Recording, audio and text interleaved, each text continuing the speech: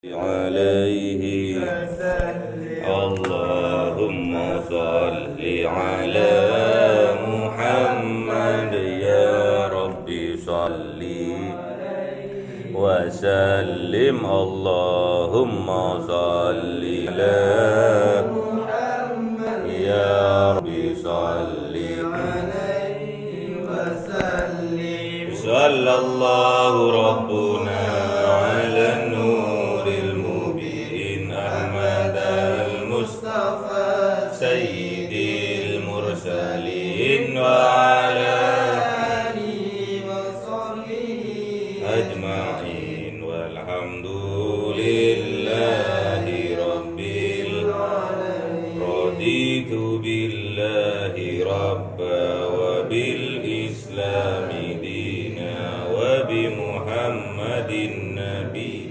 ورسولا ربي زدني علما وارزقني لرضا دلال هداية دلال رحمة الله تعالى ببركة هذه مؤلف هذا الكتاب الفاتحة. أعوذ بالله من الشيطان الرجيم. بسم الله الرحمن الرحيم. الحمد لله رب العالمين الرحمن الرحيم مالك يوم الدين إياك نعبد وإياك نستعين اهدنا الصراط المستقيم صراط الذين أنعمت عليهم غير المغضوب عليهم آمين. Al-Hadisul Hadi Asyarah. Ayo Mas Agus. Al-Hadithul Hadi Asyarah. Utawi iki iku hadis kang kaping 11. Kaping 11. Tadi F menurut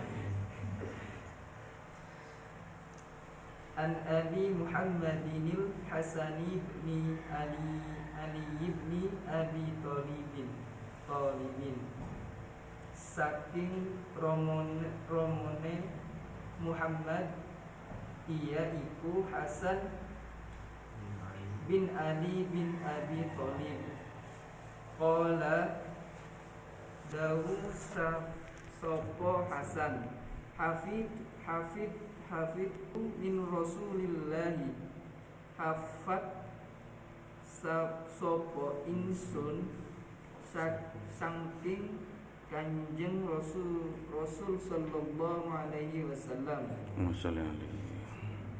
Dama yaribuka ila ma la yaribuka. Niki kala ninggalo sira ing barang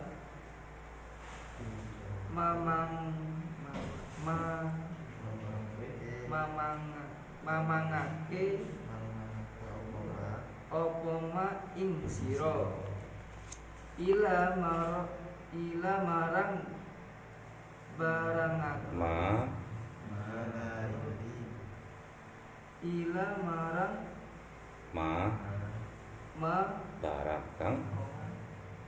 barang kang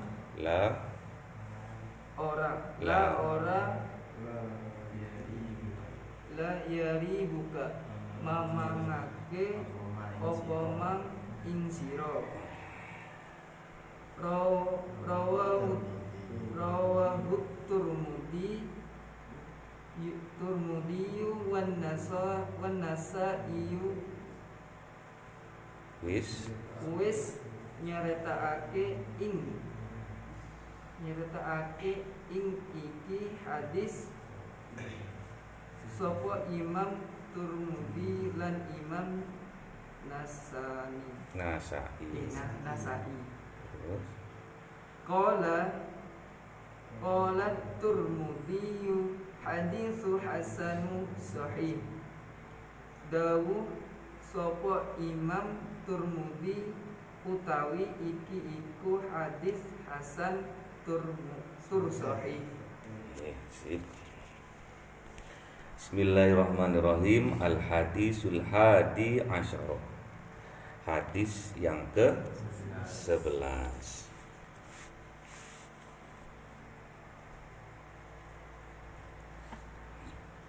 udah nyampe ke 11.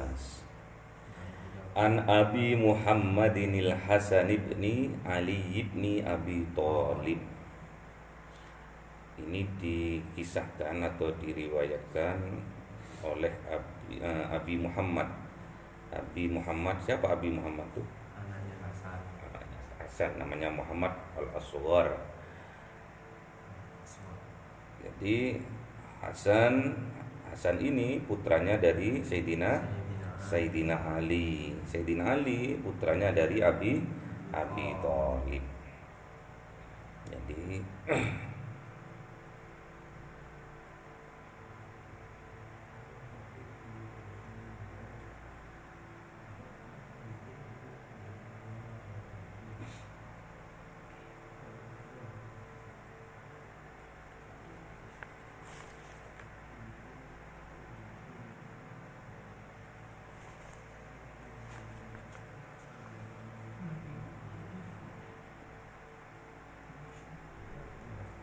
qala,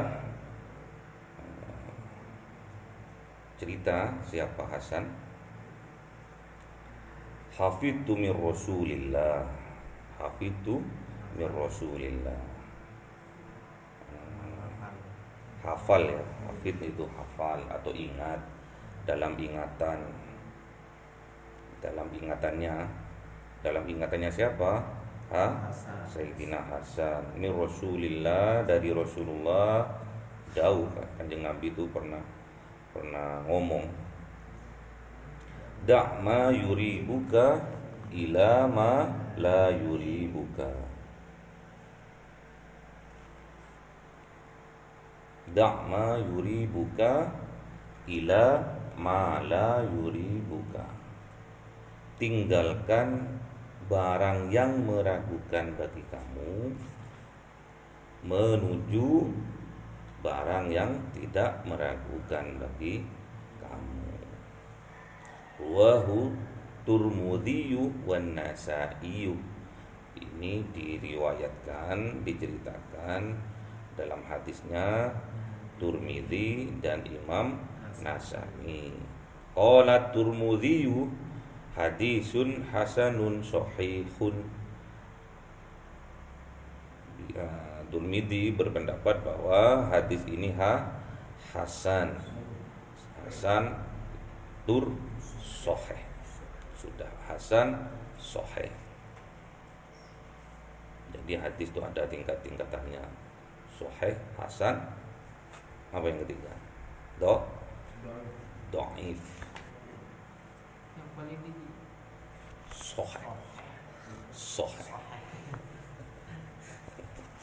Sahih. ini barang yang meragukan itu contohnya apa? Sebentar, belum diceritakan. Jadi Hasan ini cucu dari Kanjeng Nabi lewat dari Siti Fatimah. Jadi kalau apa ya? Jadi ada dua sebutan sebetulnya.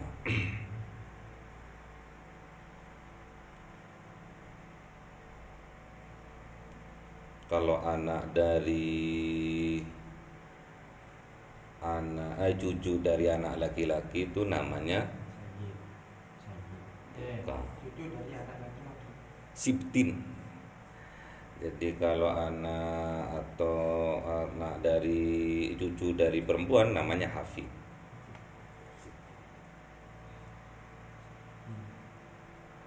Jadi beda ya. Kalau kosakata di Arab itu lengkap. Jadi mulai dari kecil Hasan ini namanya cucu pertama ya.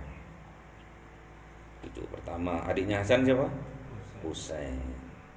Namanya cucu pertama, anak pertama dari Sayyidina Ali sama Siti Fatimah. Ya kesayangan. Juga cucu kesayangan. Jadi mulai dari kecil cucunya ini sering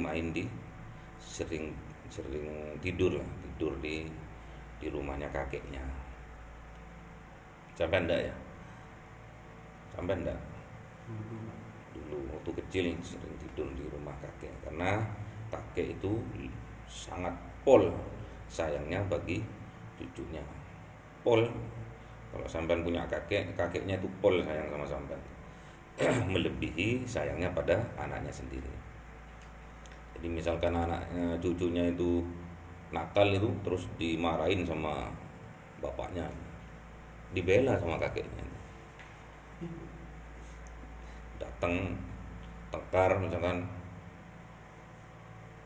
terus diomongin sama orang, itu loh anakmu berkelahi tadi, mukul anaknya si A, terus dimarahin sama bapaknya, kamu ini nakal, dibela sama kakek itu. Namanya anak kecil, kamu juga pernah jadi anak kecil juga, dibela. Dan itu pernah saya rasakan juga. Jadi kalau nakal dibela sama kakek.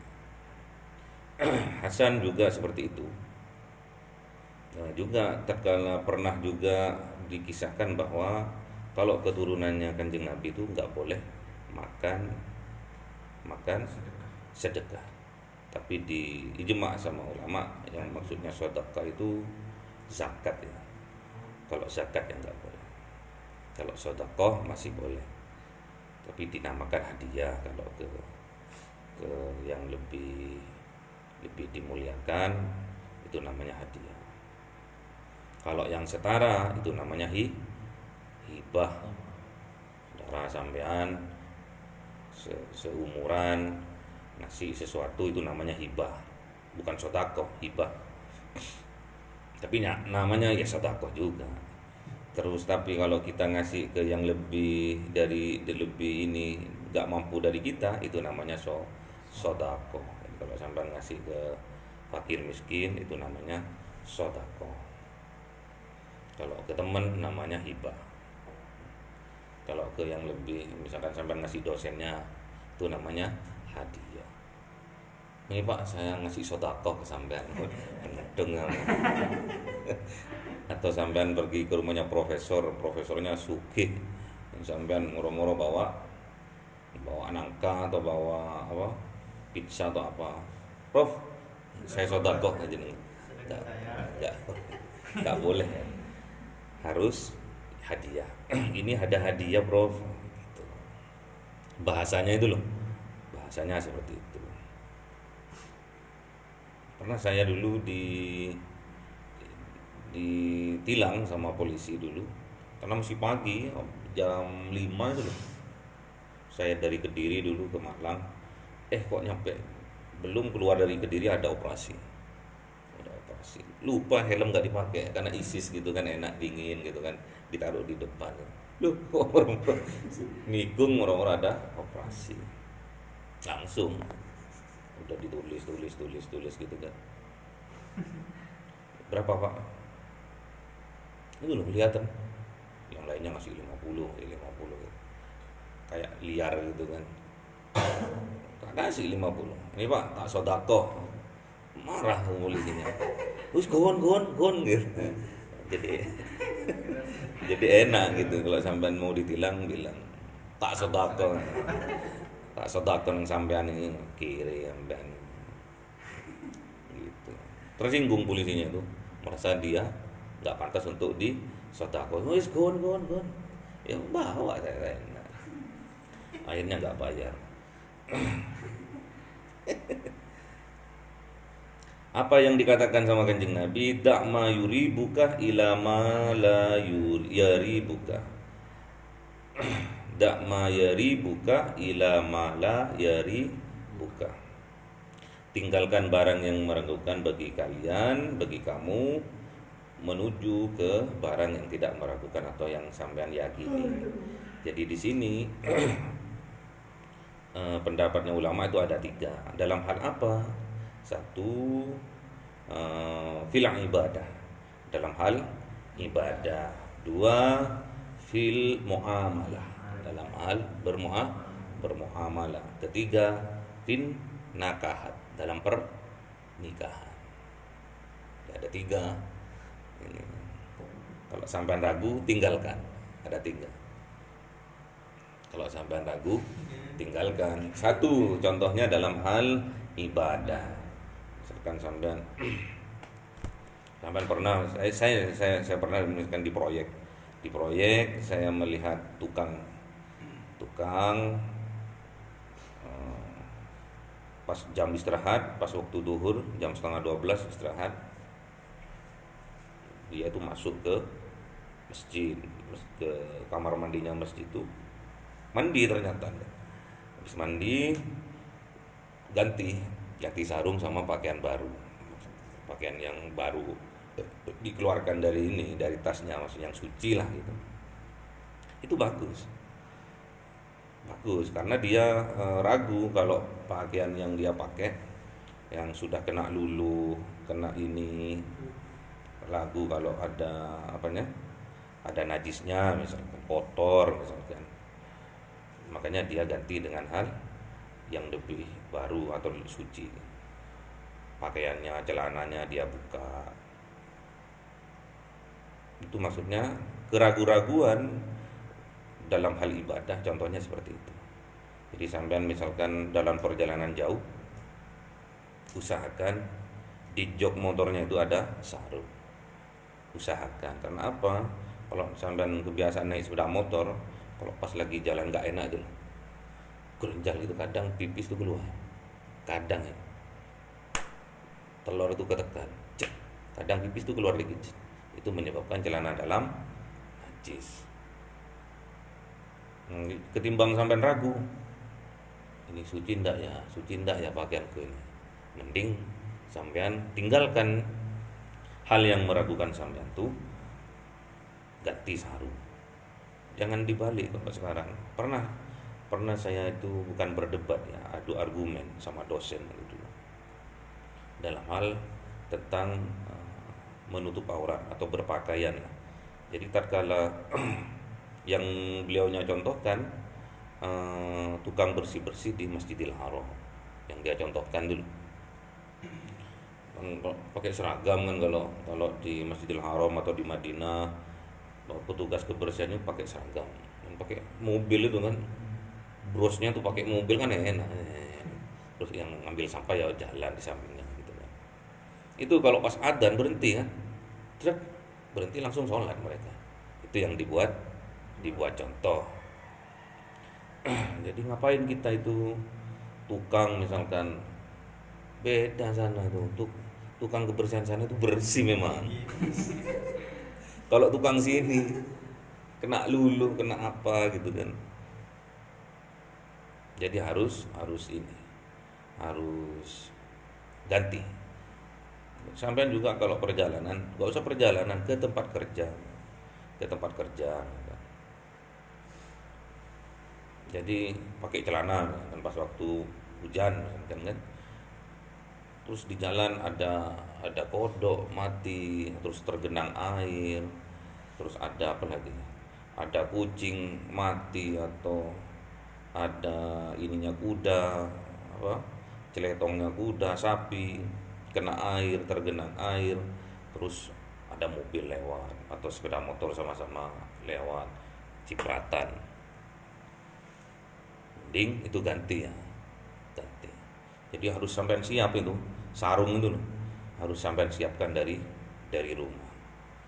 Jadi nggak usah isbal-isbalan ya, nggak isbal, harus di atas mata kaki, nggak usah isbal-isbalan sudah. Kalau udah kena sarung sudah, tinggalkan yang meragukan, pakai yang sampai yakini. Udah pasti najis, walaupun sampai dengkul, kalau kena ciprat pasti najis. Paham ya. Jadi kita juga meyakini, takutnya kita pipis tidak sengaja di dalam itu loh. Apa itu pas tatkala kita kebelet, kita tahan, kadang keluar dikit gitu. Tinggalkan itu. Terus juga tatkala kita duduk ada pipisnya kucing yang hampir kering. Pipisnya kucing yang hampir kering tahu ya. Tapi kalau masih diginin, masih berminyak itu kan. Kalau dicium, waduh, pesing pol ya. Kita kan nggak tahu, kadang kita duduk, moro-moro duduk. Atau ada tai kucing yang masih semi basah, semi basah. Kering tapi basah gitu. Kering basah. Itu masih najis, itu masih najis. Nanti akan dikupas di bab najis. Itu masih najis. Jadi mending jangan kepedean ya, apalagi gemuk kayak saya. Perut tertekan, pasti itu, pasti. Kadang basah. Atau sampean sebagai pemuda normal lihat cewek gitu. Kadang nggak terasa pelumas itu keluar. Apa namanya? Mati. Pasti keluar. Basah ujungnya sampean tuh, dan pasti kena ke celana dalam. Pasti sudah. Cewek cowok sama. Cewek lihat cowok ganteng gitu. Gantengnya kayak Nabi Yusuf. Korea. Langsung yang Korea gitu langsung ini menghayal, akhirnya keluar. Jadi sebelum keluar mani itu keluar mati dulu. Jadi pelumas. Jadi basah sampai. Pasti sudah itu, kalau sampai normal, sampai jangan ragu lagi, harus yakin untuk meninggalkan yang meragukan tadi. Jadi sampai buka, ganti sarung, sholat sudah. Jadi sampai puas diri. Lain halnya tatkala sampean udah ganti sarung di kamar mandi, udah ini, terus nyampe masjid, sampean aduh, tadi enggak ya, aku kentut enggak ya dalam perjalanan, misalkan. Itu kata Kanjeng Nabi, al yaqinu la yuzalu bis al yaqinu la yuzalu bis. Jadi harus sampai yakin, enggak, udah aku pol tadi, sudah aku pipis, sudah aku kentut tadi di kamar mandi, aku yakin bahwa tidak kentut, aku yakin bahwa tidak keluar pipis lagi, yakini. Jadi keyakinan itu mengalahkan ketidakpastian tadi, keraguan-raguan tadi. Itu. Al yaqinu la yuzalu bisyak. Keyakinan itu tidak membatalkan karena keraguan-raguan tadi. Terus yang kedua, bil muamalah. Dalam bermuamalah misalkan, terus sampean mau pergi ke Mekah untuk umroh atau haji misalkan. Terus sangunya nyampur, ada hasil gaji, ada juga hasil dagang, nyampur di situ. Bawa uang misalkan 50 juta misalkan, buat sangu itu loh. Bawa uang ke sana buat sangunya toh, itu 50 juta. Umroh itu minimal bawa 50 juta nih. Umroh. Terus sampean ragu karena sampean juga pernah dagang HP misalkan. Sampean barangnya jelek, sampean bilang bagus. Udah 1 kali pencet mati misalkan. Terus sama sampean ada cacatnya enggak? Bagus ini. Dicek. Untung nggak dimatikan on off-nya itu kan. Kalau dimatikan dihidupkan lagi amblas dia. Akhirnya sampean bohong di situ, ada gharar di situ, itu nggak berkah, haram. Akhirnya nyampur sama gajinya sampean sebagai PNS atau sebagai guru. Kalau sampean ragu, tinggalkan itu, nggak usah. Makanya ada sebagian ulama itu punya kotak sendiri gitu loh, kotak tabungan sendiri. Misalkan dia itu hasilnya mulang, misalkan hasilnya ceramah, dia taruh di kotak A. Terus ada tamu ngasih amplop, tamunya dari dari partai misalkan, kan nggak jelas juga, itu ditaruh di kotak B. Jadi untuk dibuat makan itu pakai yang A itu, yang jelas-jelas halal, kehalalannya. Jelas-jelas dia itu dari hasil keringatnya, atau dia juga ulama itu juga bertani misalkan. Terus dia jual gabahnya atau jagungnya, dia punya uang, dia masukkan ke kotak A. Jadi kalau hal haram atau halal atau ada ketidakjelasan di situ meragukan, namanya subhat, itu harus ditinggalkan karena dekat sama haram. Subhat itu dekat sama haram, jadi tinggalkan saja. Sama seperti itu. Yang ketiga, finnakahat, dalam pernikahan. Ya, makanya Kanjeng Nabi itu dalam pernikahan itu ada 4 kategori. Cowok cewek sama, 4 kategori. Yang pertama harus sama-sama seiman. Nomor 1 dah itu, tentang keimanan, tentang Islam itu nomor 1 sudah. Yang kedua, nasabnya yang bagus, bukan keturunan dari orang nakal. Terus yang ketiga, keturunan dari orang yang kaya raya atau calonnya itu kaya raya. Yang keempat, cantik atau ganteng. 4-empatnya itu kalau bisa ada, kalau nggak bisa 1 aja, yang penting seiman, terus nasabnya bagus. Terus mau pernikahan, mau lamaran, jangan sampai mau pernikahan, mau lamaran sampean dapat informasi bahwa calonnya sampean tuh ada keturunan kustanya. Misal ada keturunan kustanya atau keturunan apa namanya itu, daging elek itu sama. Misalkan juga sampean bagi yang perempuan, misalkan dapat informasi calonnya sampean cowoknya itu ada keturunan kusta. Tahu kusta? Kalau di lampu merah yang kudul itu tangannya itu lepas, nanti umur 40 tambah nggak punya tangan, kakinya juga sampai habis murmur kering jatuh. Sampean dapat informasi itu dan sampean lihat ke atasnya, iya bapaknya gitu, kakeknya gitu, tinggalkan itu lah, nggak usah yakin sampean itu, tinggalkan, nggak usah yakin aku, al yakinu la yuzalu bisak, aku yakin wis, nggak ragu lagi wis, nggak bisa keyakinanku dikalahkan oleh keraguan-raguanku, nggak bisa. Jangan kalau itu, tinggalkan.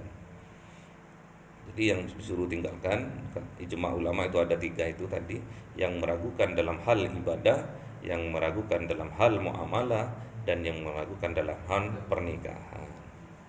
Enggak usah istihara lagi sudah itu. Enggak usah istihara lagi. Nanti sampean akan menyesal. Cantik ya? Iya cantik betul. Umur 30 udah memerah. Udah mulai memerah gitu kan. Terus udah keluar darah dari kuku gitu kan. Dia ini kan kasihan. Nanti akan turun ke anaknya sampai.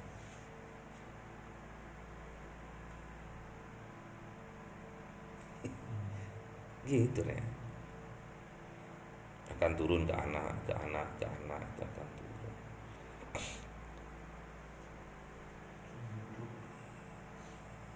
Jadi dalam ketiga hal ini, kalau meragukan sampean, tinggalkan. Gak usah pakai istihara sudah. Tinggalkan. Ya, dalam hal sampean misalkan mau makan di warung, sampean lihat udah agak jorok, tinggalkan.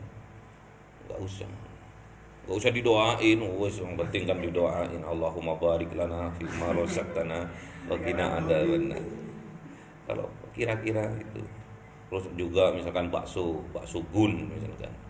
Ada kan di kota itu bakso gun gitu kan. Itu jelas babi.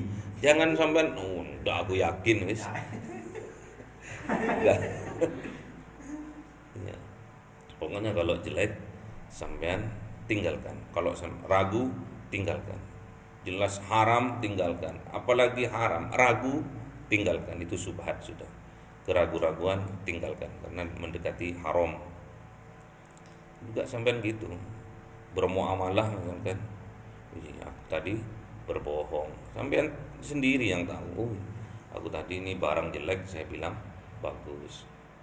Ternyata setelah dipakai 1 hari terus hilang, udah nggak bisa hidup sudah. Cuma dipanasin tok itu loh, di blower, terus moro-moro sinyalnya nggak ada gitu.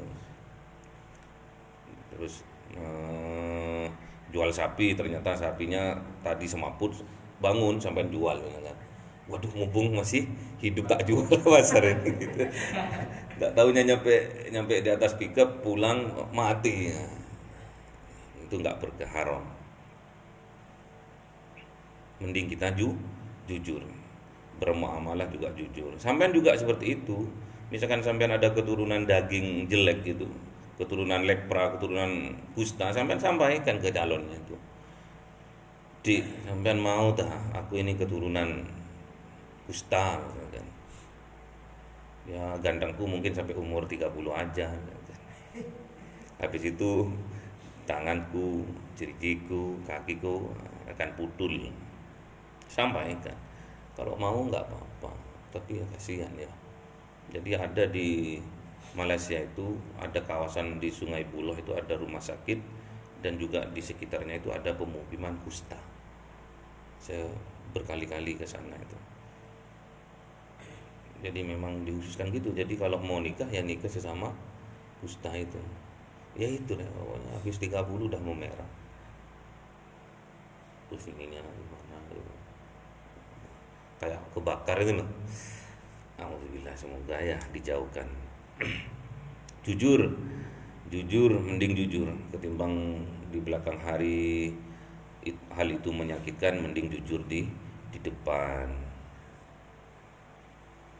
Saya umurnya 40 mas, misalkan nggak taunya umurnya 24 misalkan. Saya umurku 42 mas, umurku 42. Ternyata 24, nggak masalah awal misalkan untuk ngetes calonnya nggak masalah. Mau ndak ini betul-betul cinta ndak ini sama aku kalau tahu umurku segitu, nggak masalah. Pernah yang dicontohkan pada zamannya Imam Syafi'i kan seperti itu juga. Anakku buta gitu kan, tuli, bisu, putul, nggak punya tangan, hulu, nggak punya kaki, mau kamu? Mau kalau memang itu sudah takdir saya. Akhirnya setelah dinikahkan ternyata lengkap semua, ayu, cantik, pol, matanya seperti apa matanya? Rembulan mereka. Alisnya seperti semut Berbaris. bibirnya jeruk saloni, pol ya. Bodinya gitar Spanyol, Belanda lurus kecil mas, Spanyol. Gitu. Jadi mending kita jujur, karena jujur itu membawa kita ke kebaikan dan kebaikan itu membawa kita ke surga. Asidku gimana? Asidku yahdi ilal birri al birra yahdi ilal jannah. Asidku yahdi ilal birri al birru yahdi ilal jannah. Al kadhibu yahdi ilal fujur al fujuru yahdi ilan nar. Gitu dihafal ya. Sidku ilal jannah disingkat gitu sekarang di Facebook disingkat gitu. As-sidqu ilal jannah, al-kadhibu ilan nar. Itu toh sebetulnya panjang ya. Disingkat-singkat. Makanya jangan suka ngaji yang singkat-singkat. Sampai cari di kitabnya nggak ada sesingkat itu. Jujur membawa ke surga, bohong membawa neraka. Nggak ada hadis sependek itu, panjang. Jadi sampai sekedar tahu saja. Jadi nggak gumunan nanti. Nggak apa namanya. Gumunan itu apa nih? Kagetan, nggak apa, wah gitu. Apa namanya itu? Dikit-dikit kaget, jantungan nanti sampai. Lah iya sampai nanti jantungan nanti. Terus asyidku juga ini membuat kita itu lebih tenang, mutmainnah. Membuat kita itu mutmainnah, ketenangan. Dan sebaliknya kebohongan itu membuat kita tidak tenang, keraguan-raguan. Berarti bohong juga termasuk yang harus kita tinggalkan. Itu yang membuat tidak tenang sampai tinggalkan. Yang membuat sampai tidak tenang tinggalkan. Cari yang membuat sampai tenang. Jadi kan ada kemarin tuh saya dengar itu ada 4 kriteria bagi kaum laki-laki katanya. 1, wanita itu cantik. 2, wanita itu perhatian. 3, wanita itu yang bisa masak. 4, apa lagi satunya 4 itu? Pengertian, cantik, bisa masak, setia. Terus yang kelima, ada kelima syaratnya itu.